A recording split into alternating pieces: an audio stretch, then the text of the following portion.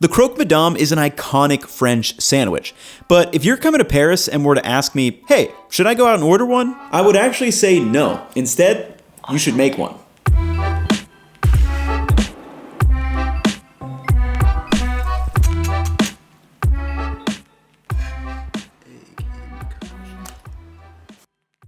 You gotta be kidding me. Oh. So in today's video, we'll first cover what is the Croque Madame. Secondly, I'm gonna tell you why I don't think the classic version lives up to its potential. And then lastly, I'm gonna make my own version and we're gonna do a taste test to see which one is better. So first, what exactly is the Croque Madame? At its core, the Croque Madame loosely translates as Crunch Mrs. or Mrs. Crunch if you like, and it's a ham and cheese sandwich that is typically layered with a bechamel and cheese on the top bread, which is then melted and toasted. Coming out of the oven, this is currently a Croque Monsieur, or Mr. Crunch, but to make it a Madame, all you have to do is add an egg over the top. So this sandwich originated as a quick snack that French cafes or bars would serve, which means you can pretty much find them everywhere. But this also means you're gonna have a lot of variability in the quality of the ingredients and how they're served. Some are gonna be great, some not so great. For example, it's not a Croque Madame, but here's McDonald's Croque McDo. It's literally just cheese, ham, and toasted bread. You know, depending on the situation, could be okay. But here's a fairly typical or average Croque Madame that I get at a cafe. And then lastly, here's a nicer one that I got from a brasserie. So the brasserie was probably the best one that I had, but at 15 euros a pop, I feel like I'm paying a bit more for the ambiance than the actual ingredients, and I think I can make a version that suits my preferences better, so let's break this sandwich down. Now I love nerding out on sandwich construction, and here are the key areas I want to focus on to improve in my version. For the flavor, I feel like the classic version is kind of heavy and one-dimensional, very cheese and cream forward, if you will. There's no brightness or interesting flavor notes. Now, for the texture, I think the ham bread and cheese ratio feels off. The ham kind of gets just lost behind everything else. Secondly, I'm not sure pain de mie is the right bread choice. This is a soft white bread, but given the amount of cheese and the bechamel, I think a sturdier bread may work better. Now, visually, there's no color contrast.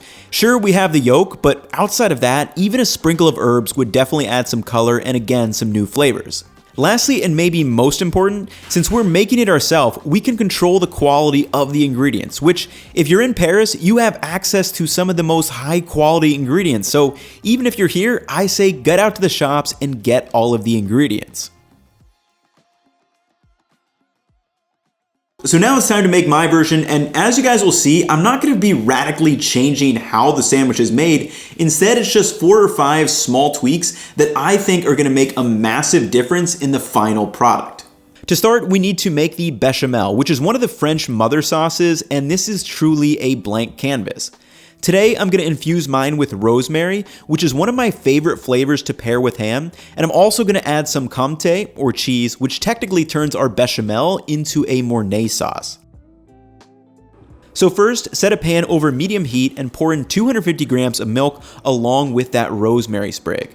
Now, you're just going to bring this to a simmer and stir it occasionally, and this is not only going to infuse the rosemary flavor into the milk, but warming the milk helps it mix easier with the roux. Once the milk has just come to a simmer, take that pan off the heat, and now we'll prepare that roux.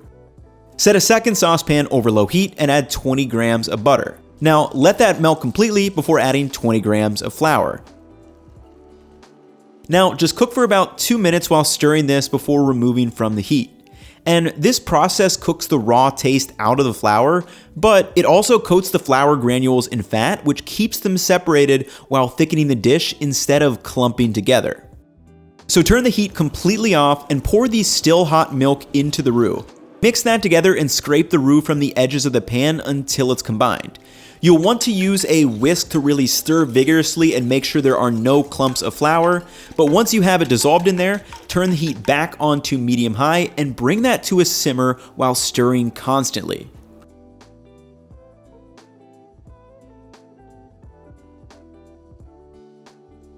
In just a minute or two, it should begin to thicken up, and for this sandwich, I definitely like it on the thicker side where it's almost spreadable instead of thin and pourable once it cools. With the bechamel thickened, now it's time to add any more flavorings or cheeses you want. Again, I already have those rosemary notes in there, but I'm also going to add 50 grams of grated Comté, which again, this turns it into a Mornay sauce technically, or a cheese sauce, and then just a tiny spritz of lemon juice before mixing that all together and giving it a taste. As always, you got to add salt as needed, and this thing absolutely slaps. I put it on a little bit of the ham, I just could not resist. With our bechamel done, let's walk through the other ingredients and assemble. So first, I have the bread. Again, I am going with a hearty grain bread, which I think is going to stand up quite well to the cheese and the sauce. Then for the ham, I went to a butcher shop and picked up this bougie ham. It's light years better than the average stuff at the grocery store. Seriously, unbelievable. Now for my cheese, I'm using a mix of Gruyere and Emmental. And then lastly for the garnishes, I have some grainy mustard and fresh chives that we're going to put over top of the egg. But anyway, let's cue the assembly music and then let's taste test.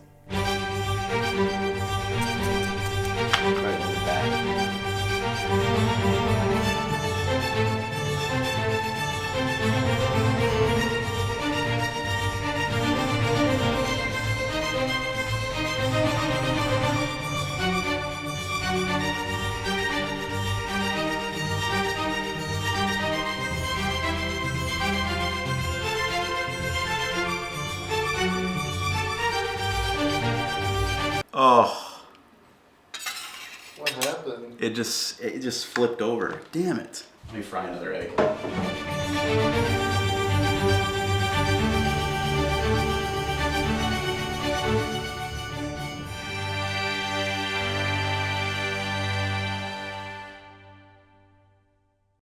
All right, had to give this a little warm up, give it a fair shot.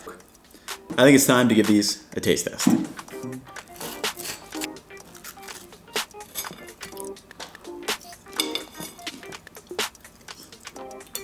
So yeah, this kind of tastes like that second average clip that I showed up there. I know the texture isn't as good as if it was perfectly fresh, so I'm not gonna deduct it points for that. But yeah, I would say this very closely resembles, I would say, the kind of typical or average one that I get. But now let's head into mine. Again, more ham, we've got chives, we've got rosemary flavor in the bechamel, and I literally cannot wait to dive into this thing.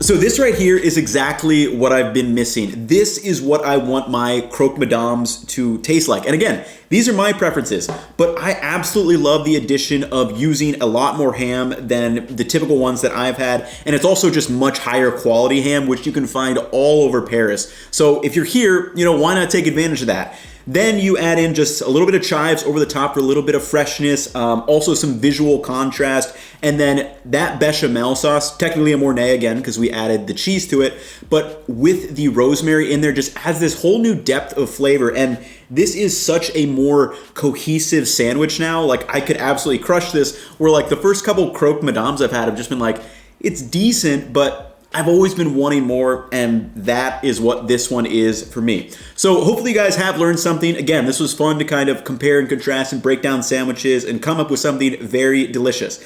My recipe will be up on the website if you guys want to follow along. That's going to wrap it up for me in this one. I'll catch you all in the next one. Peace, y'all.